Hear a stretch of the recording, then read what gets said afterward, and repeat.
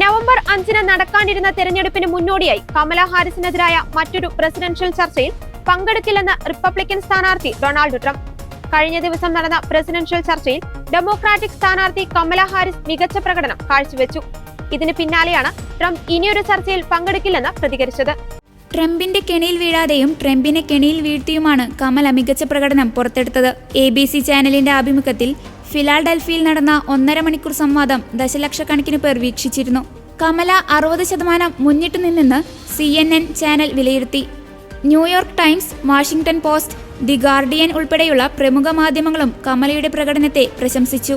സംവാദത്തിനായി എത്തിയുടനെ കമല ഹാരിസ് ട്രംപിനെ അങ്ങോട്ട് പോയി അഭിവാദ്യം ചെയ്തു. ഒരു വിഷയത്തിൽ 2 മിനിറ്റ് വീതമാണ് ഇരുവർക്കും അനുവദിച്ചത്. സംസാരിക്കാൻ അനുവാദമില്ലാതായിരുന്നപ്പോൾ കമല തലയാട്ടി എതിർപ്പ് പ്രകടിപ്പിച്ചു.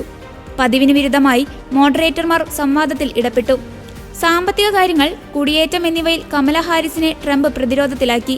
പ്രസിഡന്റ് ബൈഡന്റെ വീഴ്ചകൾക്ക് കമല ഹാരിസിനെ മറുപടി പറയേണ്ടി വന്നു.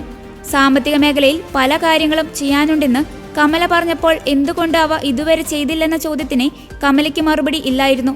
കുടിയേറ്റത്തിനെതിരെയുള്ള ജനരോഷം തിരിച്ചറിഞ്ഞ് ട്രംപ് അതിനെ ഊന്നൽ നൽകി. ജൂണിൽ നടന്ന ആദ്യ സംവാദത്തിൽ ജോ ബൈഡൻ ദയനീയമായി പരാജയപ്പെട്ടതിനെ തുടർന്നാണ് കമലാ ഹാരിസ് ഡെമോക്രാറ്റുകളുടെ സ്ഥാനാർത്ഥിയായത്.